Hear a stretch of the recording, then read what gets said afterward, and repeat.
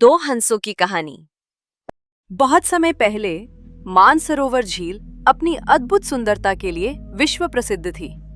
यह झील कई सुंदर हंसों का घर थी, लेकिन उनमें दो हंस सबसे विशिष्ट थे, क्योंकि वे स्वर्ण हंस थे।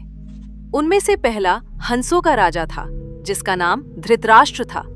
दूसरा हंस उनका अत्यंत वफादार सेनापति सुमुख था। ये दोनों स्वर्ण हंस न केवल अपनी सुंदरता के लिए, बल्कि अपने अपार ज्ञान और सद्गुणों के लिए भी जाने जाते थे। इन अनोखे स्वर्ण हंसों की चर्चा उड़ते उड़ते आखिरकार इंसानों तक भी जा पहुंची। जब वाराणसी के शक्तिशाली राजा ने इन दिव्य और अद्भुत हंसों के बारे में सुना, तो उसने उन्हें किसी भी कीमत पर पाने का मन बना लिया। ये एक ऐसी इच्छा थी जिसके लिए राजा ने एक विशाल योजना बनाई।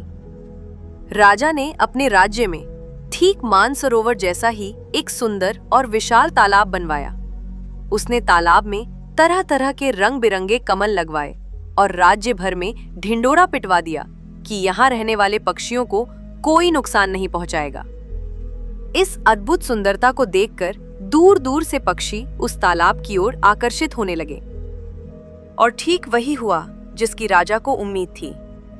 एक बार कुछ हंस उड़ते हुए वाराणसी शहर के ऊपर से गुजरे।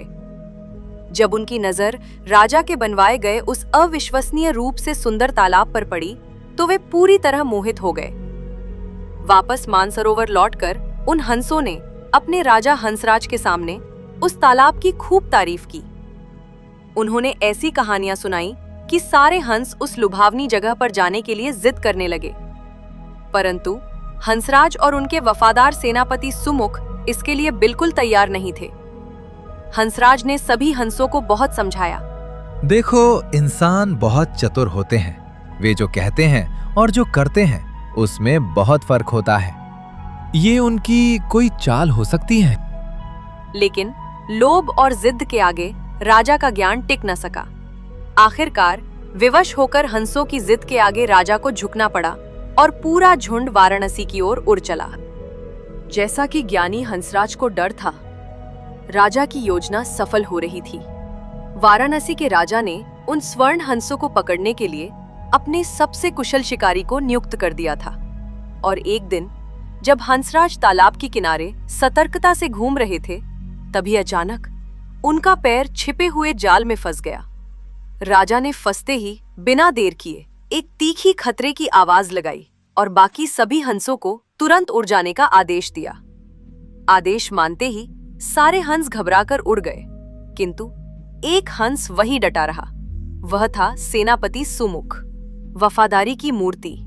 उसने अपने राजा और मित्र को मुसीबत में छोड़कर जाने से साफ मना कर दिया। उसने राजा को देखा जो जाल में फंसे थे और दृढ़ता से कहा, महाराज, मैं आपको इस संकट में अकेला नहीं छोड़ सकता। कुछ ही पल में वह शिकारी अपने हथियार लिए तालाब के किनारे आ पहुंचा, लेकिन वहां का दृश्य देखकर वो हैरान रह गया।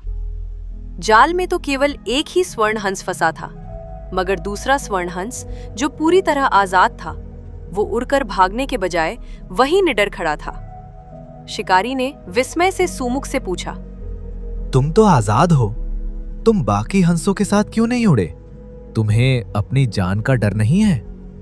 तब सुमुख ने शांत और दृढ़ आवाज में उत्तर दिया, इस समय मेरे प्राणों से बढ़कर मेरी स्वामी भक्ति है।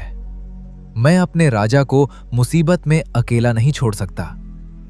एक पक्षी के मुख से ऐसी गहरी और निस्वार्थ बात सुनकर निषाद का कठोर दिल पिघल गया। उसकी इंसानियत जाग उठी। उसने तुरंत अपना चाकू निकाला, मगर शिकार के लिए नहीं, बल्कि बंधन काटने के लिए। उसने सावधानी से जाल काटा और हंसों के राजा धृतराष्ट्र को प्रेम और सम्मान के साथ मुक्त कर दिया। अब हंसों को पता था कि अगर वे यूं ही उड़ गए तो खाली हाथ लौटने पर राजा उस दयालु शिकारी को जरूर सजा देगा। इसीलिए उन्होंने उस शिकारी की जान बचाने के लिए एक अनोखा और महान फैसला लिया।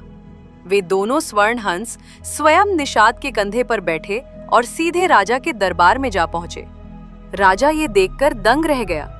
जिन हंसों को पकड़ने के लिए उसने इतनी मेहनत की, वे खुद उसके पास आए हैं। हंसों ने राजा को जाल में फंसने से लेकर शिकारी की दयालुता तक पूरी बात विस्तार से बताई। राजा उनकी अटूट वफादारी और शिकारी की मानवता से बहुत प्रसन्न हुआ। उसने शिकारी को सजा देने के बजाय भारी इनाम दिया और दोनों हंसों का राजकीय आदर सत्कार किया।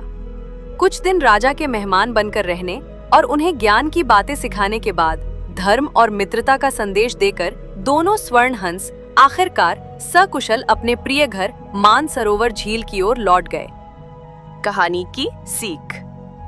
विपत्ति के समय ही सच्चे मित्र और सेवक की पहचान होती है। जैसे सुमुख ने प्राणों के संकट में भी अपने राजा का साथ नहीं छोड़ा, वैसे ही सच्चा साथी वही है जो मुसीबत में साथ खड़ा रहे। दोस्तों, आपको ये जातक कथा कैसी लगी हमें कमेंट करके जरूर बताएं। वीडियो को लाइक और चैनल सब्सक्राइब करना ना भूलें। धन्यवाद।